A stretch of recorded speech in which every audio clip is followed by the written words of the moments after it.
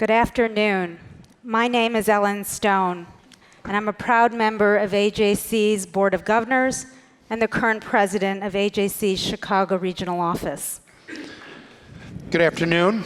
My name is Jeff Stone. I'm also a proud member of the AJC Board of Governors, as well as the Executive Council, chair of the Asia Pacific Institute, and Ellen's husband.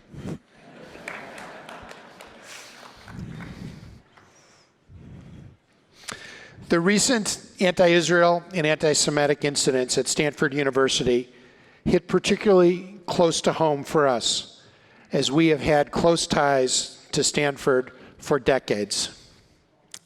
These incidents at Stanford saddened and stunned us.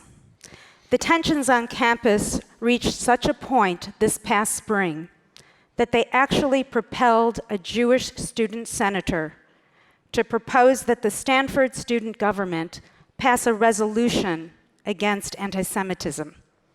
Imagine, in 2016, at Stanford, Jewish students felt it necessary to propose a resolution condemning anti-Semitism. To our incredible dismay, this proposed resolution did not initially pass. During the debate on this resolution, a student senator opposed to it stated, and I quote, "Jews control the media, the economy, the government, and other societal institutions," end quote. This same senator went on to say that his comments were, quote, "not anti-Semitism, but a very valid discussion," end quote. Think about that for a second. During the course of a discussion ostensibly about rooting out anti-Semitism, an elected student senator made overtly anti-Semitic comments. I wondered, would anyone have the courage to stand up and push back? Just 2 days after the statement was made, Jeff's question was answered. A remarkable young man, Winston Shi, authored an eloquent piece in the Stanford Daily denouncing these anti-Semitic comments. Winston wrote, "We have to be anti-racist because it is the right thing to do, because this is our university, and as long as Stanford means something to us, we have to do our part to make sure it embodies the very best of American academic life. Is this really what we want our home to be?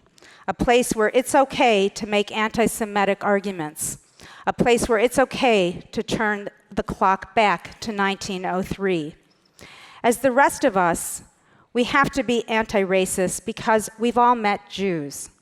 We have to be anti-racist because Jews are no different from anybody else. And as a minority, I have to be anti-racist because it could have been me," end quote. Winston, AJC is honored to present you with the inaugural Campus Courage Award for your display of principled leadership and moral clarity. In a moment when it may have been easier to do nothing, to say nothing, you did the opposite. You stood up for what is right and good, come what may. You represent the very best of a rising generation. We are proud to call you a friend of the AJC. Please join us in welcoming Winston Shi to the stage.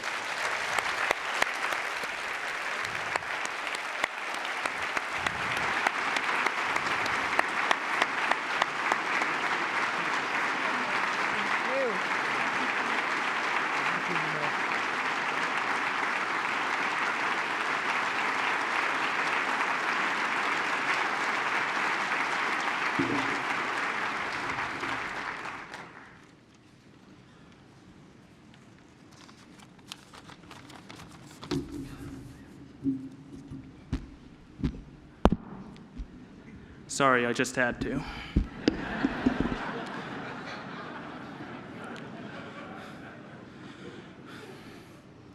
Honestly, this is just incredible. I am so glad to be here and just to watch everybody, I mean, it means so much to me, it really does, and that's incoherent and that's sort of off the cuff, but I know I had to say something. This is just incredible.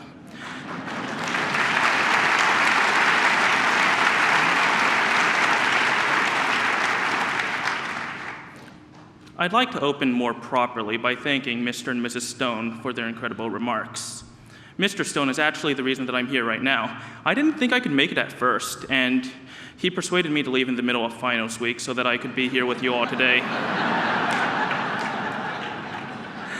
We made it happen. Mr. Stone, I'm glad to say that you were right. When I heard that I was going to have to come up here and actually say something, I'm not going to lie, I had no frame of reference to approach this. On some level, I still don't. To be here among people who have done far more for the cause than I have is terribly humbling. So why me? When Arthur Roth sat me down over lunch and told me that I had been given this award, I didn't think that I'd done anything to deserve it. I'm used to speaking my mind, and the Stanford Daily was kind enough to give me a really big microphone. This is the sort of thing I'm expected to do. This is the sort of thing I expect myself to do. And I would have expected nothing less of my friends had I or my own communities been maligned. But while I don't feel worthy to accept this award, I still think that it's the right thing to do.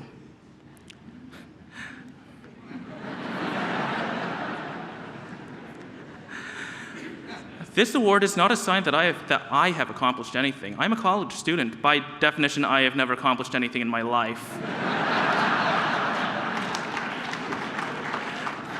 This award is a sign that there are people out there, people like you, who see what you're doing and appreciate that you're trying to do the right thing. Nearly everybody will encounter some kind of prejudice, bigotry, or intolerance in the course of their lives. And absolutely everybody, every one of us, will have an opportunity to speak out when they see hatred in action. Sometimes that's difficult, I get it.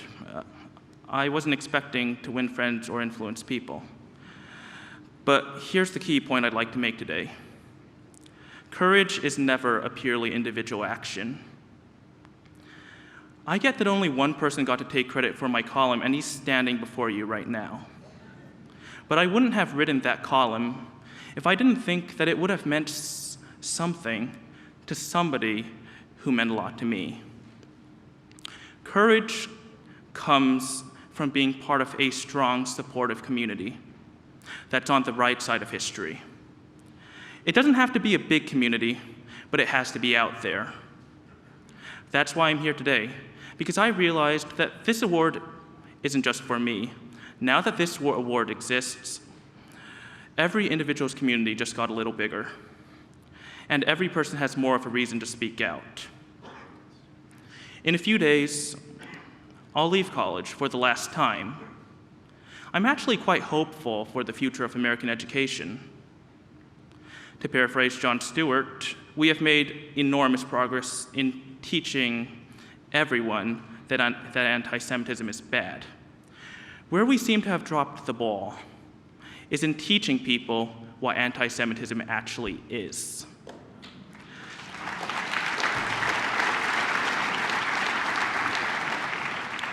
Fixing that problem on college campuses and everywhere is what this award is truly about.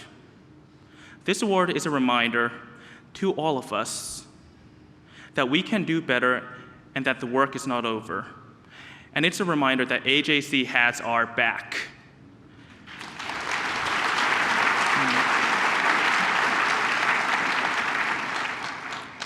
In closing, a lot of Jewish people have spoken up for me. And it was both my pleasure and my duty to speak up for them too. Thank you very much, and I wish you all the great things in life.